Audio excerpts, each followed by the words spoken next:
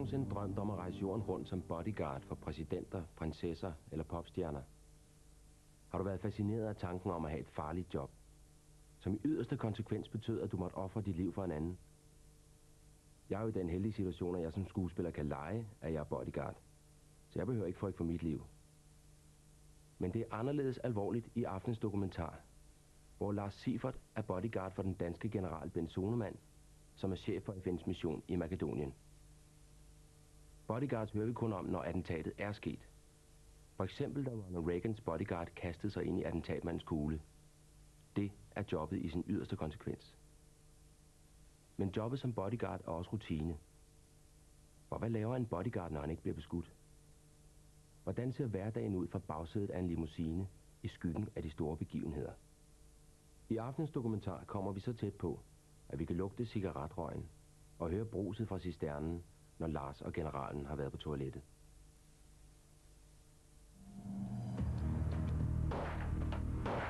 En god bodyguard skal hele tiden forudse de værst tænkelige situationer.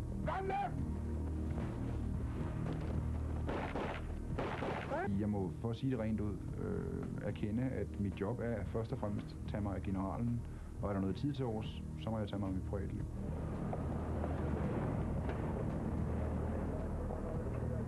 Der er ingen tvivl om, at det at udsætte mig for et attentat ville være et tydeligt internationalt signal. Ikke fordi det er mig, men fordi jeg er chef for FN-styrken her.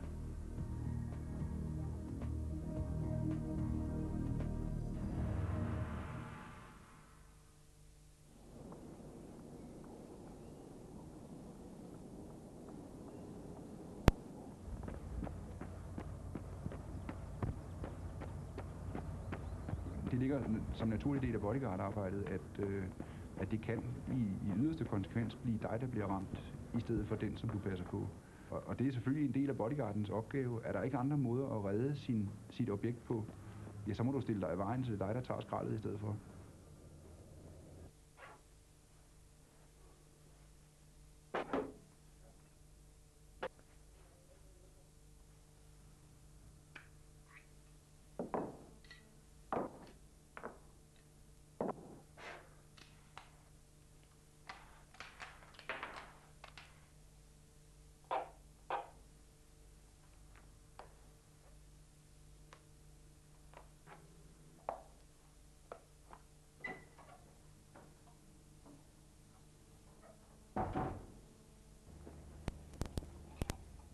Grunden til, netop jeg valgte at lade mig uddanne som bodyguard, det stammer i virkeligheden helt tilbage fra en eller anden drengedrøm om at gøre noget, hvad skal vi sige, for andre mennesker. Det lyder måske lidt poppet, men jeg kan godt lide at, hvad skal man sige, være den, der passer på andre.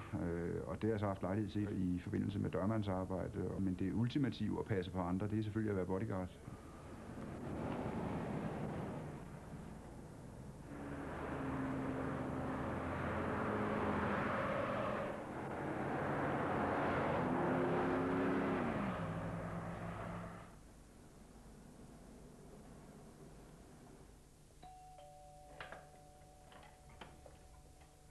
Godmorgen, Lars. Morgen. Kom ind og få din kaffe. Jo, tak. Jeg har skænket din kaffe. Jo, tak. Du skal lige være opmærksom på, at general Sinteki kan ikke komme. De har aflyst hans besøg. Ja. Tilsyneladende blev han optaget i Bosnien af et eller andet, så de fandt ud af, at han kom ikke. Aha. Og ellers så har vi klokken 15. Der har vi steering committee for nedlæggelse af styrken. Ja. Ellers tror jeg ikke rigtigt, der er noget. Det kan være, at du så kan få tid til at tage ned og skaffe en refil til min kuglepind. Ja, jamen jeg har allerede en kigger. Ja, godt. Nå, det er ved at være tid. Ja, det må det være. Ja.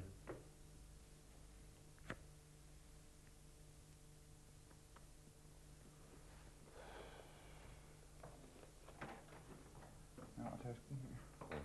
De daglige rutiner, vi har omkring transport af generalen fra sted til sted, det er selvfølgelig i første omgang at hente ham på hans bopæl og bringe ham til hovedkvarteret, hvor vi har kontor. Og det er meget rutinepræget arbejde. Og i princippet kunne man sige, hvorfor kører han ikke selv? For han kunne bare få nøglerne selv. Men det er altså netop fordi, man mener, at sandsynligheden for, at jeg kan fjerne bilen fra det sted, hvor der pludselig sker et eller andet, er nok større. det var Torben. Så vil det have var en Torben. tidsmelding. Torben ville gerne vide, om vi snart var der. Og du var der til Han er jo ikke vant til, at vi kommer for sent, jo.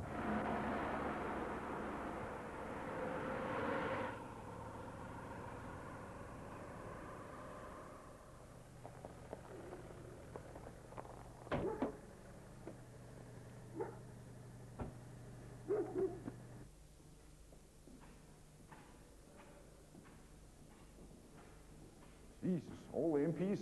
What's happening here? Coming to get you? You don't want to know. Shit, handcuff me.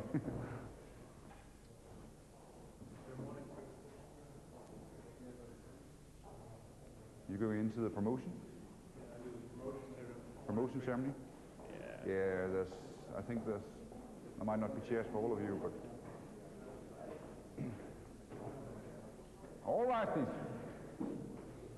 Morning. Hint op, altså. Morning, sir.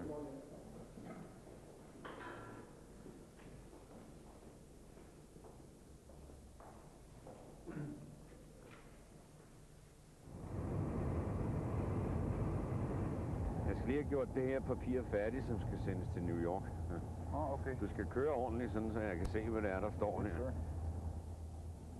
Mit første møde med mit nuværende objekt, generalen, foregik jo den 14. maj, ved at jeg landede i lufthavnen i Makedonien. Så jeg havde en forestilling om, at jeg selvfølgelig titulerede ham, som man nu gør med en general, altså med stiv militær anstand. Så det valgte jeg at gøre, da jeg trådte ud af lufthavnen, og han stod og tog imod os. Og allerede der kunne jeg godt fornemme, at det var vist ikke helt, hvad jeg havde frygtet, vil jeg næsten sige.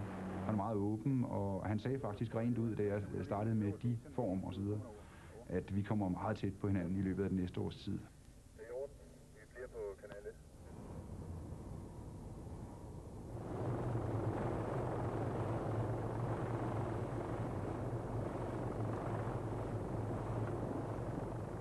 1. I alle henseender, når vi er ude på en eller anden form for tur, så har jeg jo en primær funktion, som altså er at passe på generalen, eller at styre bilen fra sted til sted. Men eksempelvis under helikopterflyvning, der har jeg jo i virkeligheden ikke den store rolle, når først vi er inde i helikopteren, og helikopteren flyver, og i øvrigt flyver, som den skal. Og det betyder faktisk, at jeg fik en mini-uddannelse i at servere kaffe, kage, hvad ved jeg, på den rigtige måde ombord i et luftfartøj. Så det er måske ikke lige det, man forbinder med en bodyguard almindeligvis, at han også skal kunne servere kaffe på en lille bakke, men det ligger altså implicit i, at man tager sig af småting som hjælpende hånd, hvis man i øvrigt ikke går på kompromis med sin sikkerhedsmæssige funktion.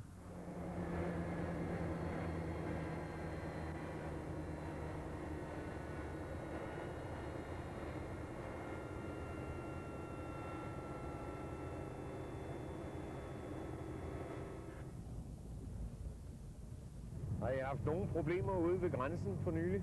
Vi har stadigvæk eksplosioner. Du kan se, når vi kommer ud, så kan du se nogle af de bunker, der er blevet sprunget i luften, hvor de simpelthen ligger på hovedet. Ja. Det vil sige, de er blevet sprunget op, og så er de vendt rundt i luften, og så er de kommet ned igen. Okay. Og så har vi en del skydninger om natten.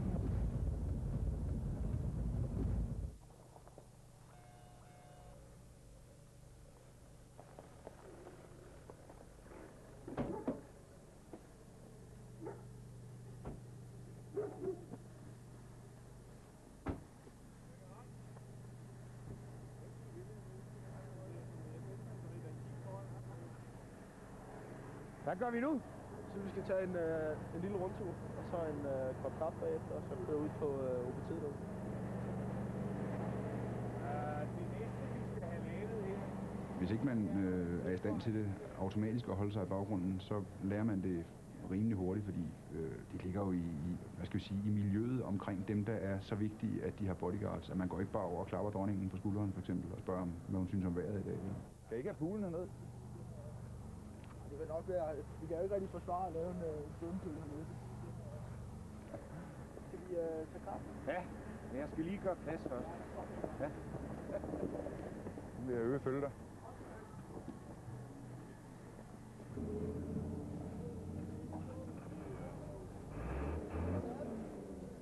Godt, når vi stopper et eller andet sted deroppe, folkens, så kigger I simpelthen i hjørnet hver. Bare er I sikre på, hvad hjørne I har der i jeres.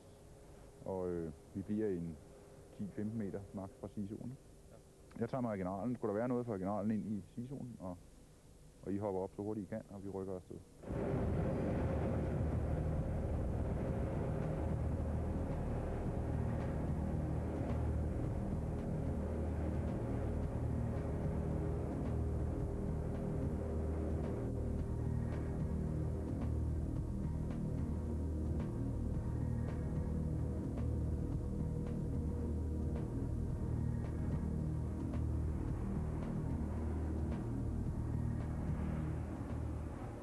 forskellen i at være bodyguard i et sted som Makedonien, frem for at være det i rolig, fredelige Danmark, det er jo i sagens natur, at sandsynligheden for, at der sker et eller andet, er selvfølgelig større hernede. Det er klart, det er farligere end at følge eksempelvis en af de kongelige ud til en åbning af en børnehave eller et børnehjem. Det er jo ikke så tænkeligt, at en af pædagogerne eller en af børnene hiver en Magnum 45 op for lommen og begynder at skyde vildt om sig. Ikke dermed sagt, at man ønsker sig at blive skudt på overhovedet, for det er ligesom ikke det, det drejer sig om, men det gør, at det er nemmere at holde sig tændt, at man ved, at sandsynligheden er der altså, og den er ikke ret stor i Danmark, heldigvis. Og de der betonbunkers, der fik vi jo at vide, at de havde over 700.000 i Albanien, spredt ud over hele området, ikke kun i grænseområdet.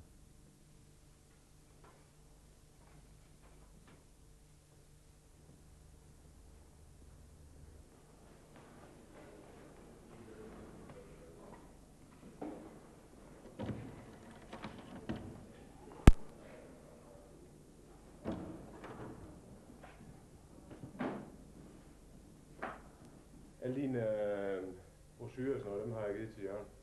Ja, jeg har fundet. Kun den blå vis, det er også de der IKEA, det der. Ja. Det er ren nostalgi, det her. Det var høstklokkerne. Det går nok et bånd, men... Hjælp med, skal vi ud på lufthavn. Og så en opgave mere, når vi er væk i næste uge. Resten af ugen. Afklækning af kaffemaskinen. Det er meget. Det er ugens vigtigste opgave, afkaldning af kaffemaskinen. Ja, det er inden i morgen her, hvor der kan vi stå med det hele. Okay. Kate, let's talk about the weather. Come on. Tell me about the weather. The weather is bad. Ja, yes. Hilsen.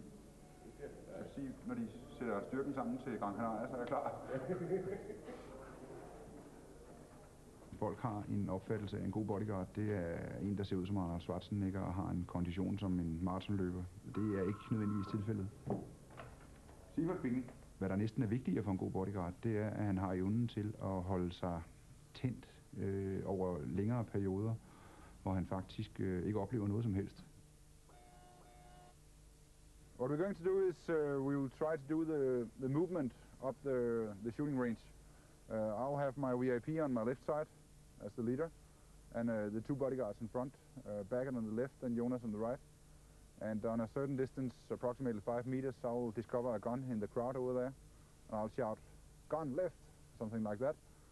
And you guys will do the courage, and I'll back off with the VIP.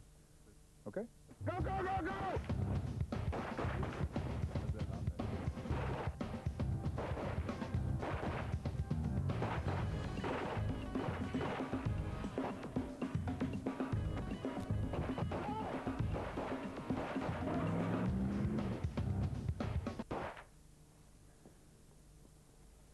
That was pretty good, I think. Yeah, I think that was much better. Sure. Is he still alive? No, he's definitely not alive. This time we got closer packed before we started moving. Yeah, that was good. That's very nice, yeah. And you were in position, covering my right side. Yeah. That's pretty good. Okay. Then what? Ja, det er helt galt, chef. Vi har passeret rygemærket for... Jamen, jeg kan tænde 2 på en gang nu. Skal vi nu indhente det? I øvrigt stjal jeg reservepakken her forleden. Okay. Skal vi lige Så vi er nødt til at gøre et eller andet. Ja.